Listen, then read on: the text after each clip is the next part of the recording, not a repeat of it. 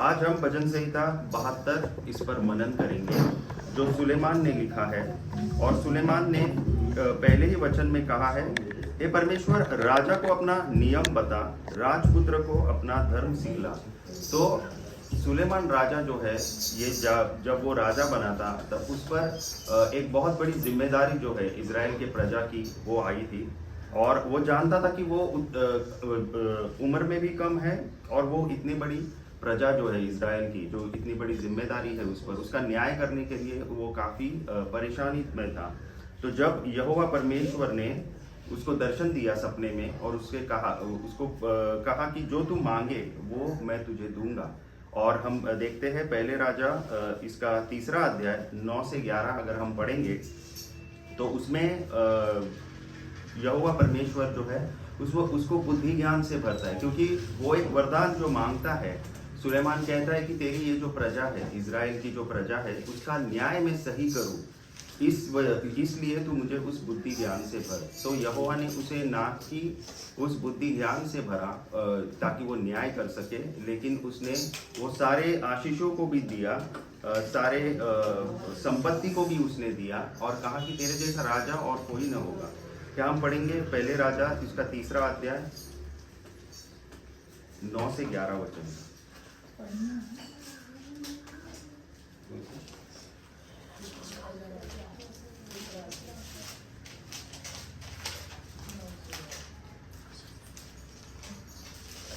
तीसरा अध्याय 9 से 11।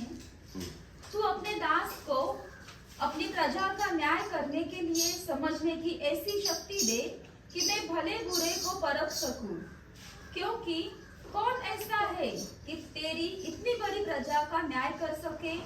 इस बात से प्रभु प्रसन्न हुआ कि सुलेमान ने ऐसा वरदान मांगा है। तब परमेश्वर ने उससे कहा, इसलिए कि तूने यह वरदान मांगा है और न तो दीर्घायु और न धन और न अपने शत्रुओं का नाश मांगा है, परंतु समझने के विवेक का वरदान मांगा। समझने के विवेक का वरदान मांगा है, इसलिए सुन। 12 में पढ़ेंगे। मैं तेरे वचन के अनुसार करता हूँ, तुझे बुद्धि और विवेक से भरा मन देता हूँ, यहाँ तक कि तेरे समान न तो तुझसे पहले कोई कभी हुआ और न बाद में कोई कभी होगा। आमीन, हालेलुया।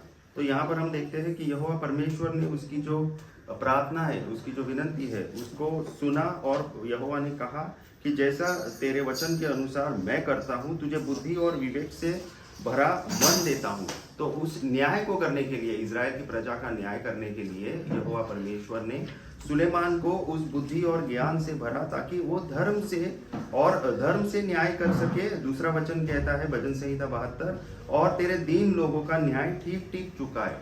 तो यहाँ पर सुलेमान जो है इजराइल की प्रजा का न्याय करना चाहता है, वो ठीक ठीक न्याय करना चाहता है। जो दीन लोग हैं, जो जिनके साथ अन्याय हुआ है, उनके साथ वो न्याय करना चाहता है। और इसलिए वो जानता है कि वो खुद नहीं कर सकता, उसकी बुद्धि ज्ञान से वो नहीं कर सकता, लेकिन उसे यहोवा की ओर से जो बुद्धि और ज्ञान है और जो न्याय वो करना चाहता है धर्म के साथ, वो उसे सिखलाने के लिए वो यहोवा परमेश्वर से कहता है। और हम देखते हैं कि जब उसकी प्रार्थना सुनी गई, पहले राजा इसका 3 अध्याय अगर हम आगे 16 से 28 तक पढ़ेंगे तो वहाँ पर एक कहानी है जो 2 औरतों की है, जो सुलेमान राजा के पास आते हैं न्याय मांगने के लिए। और हम जानते हैं, हम नहीं पढ़ेंगे समय की वजह से, लेकिन हम जानते हैं कि सुलेमान राजा के पास वो 2 औरतें आई। एक कहती है ये मेरा बच्चा है, दूसरी भी कहती है ये मेरा बच्चा है। तो इसमें से किसी एक के साथ जो है अन्याय हो रहा था। जिसका वो बच्चा है, वो उसका हक जो है उस बच्चे पर, वो बच्चा दूसरी औरत कह रही थी ये मेरा बच्चा है, क्योंकि एक बच्चा जो है वो मर चुका था। तो यहाँ पर सुलेमान राजा भी बहुत बड़ी परेशानी में था कि वो इस बारे में किस तरह न्याय कर सकेगा। लेकिन प्रभु की बुद्धि ज्ञान की वजह से उसने क्या कहा, एक तलवार, उसने एक आदेश दिया कि एक तलवार लेकर आए और उस बच्चे को 2 टुकड़े करके दोनों को भी आधा आधा दिया जाए। तो ये जो है लोगों ने भी सोचा रहेगा ये ऐसा कैसा न्याय कर रहा है सुलेमान राजा, कि दोनों को आधा आधा बच्चा दिया जाए, लेकिन जब एक औरत ने देखा कि मेरे बच्चे की जान जाने पर है, तो उसने क्या किया, उसने अपने कदम को पीछे हटाया, कहा ये बच्चा उसको दे दे ताकि वो जिएगा तो सही। तो राजा सुलेमान ने ये जान लिया कि कौन उस बच्चे की सही माँ है। और हम देखते हैं कि ऐसा न्याय जो है वो सुलेमान राजा ने किया है।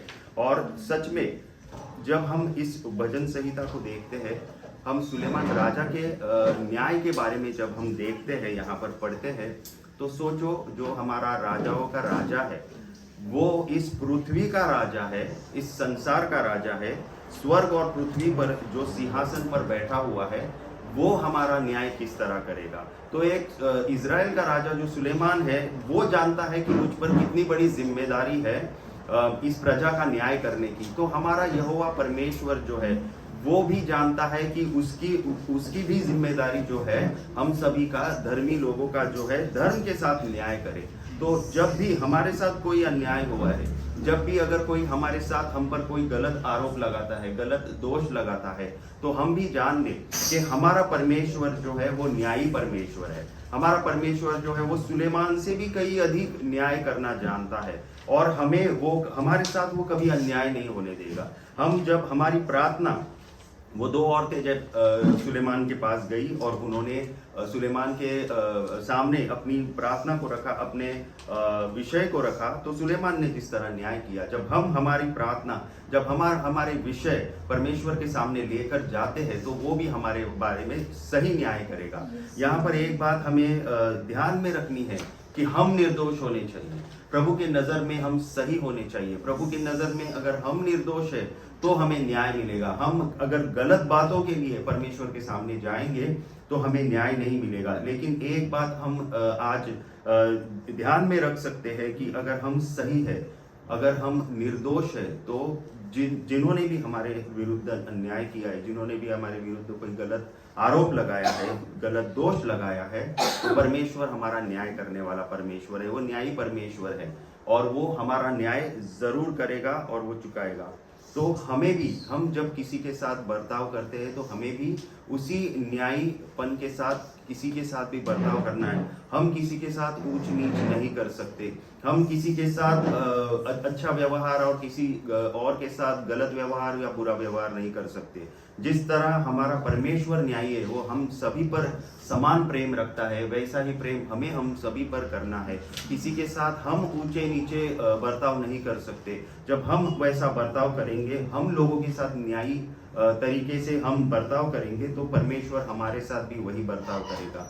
तो परमेश्वर जो है वो न्यायी है। परमेश्वर जो है हमारे साथ भी वही न्यायी बर्ताव जो है वो एक्सपेक्ट करता है कि हम भी उसी की तरह न्यायी बर्ताव लोगों से करेंगे, किसी के साथ भी भेदभाव नहीं करेंगे जैसा वो भेदभाव नहीं करता है।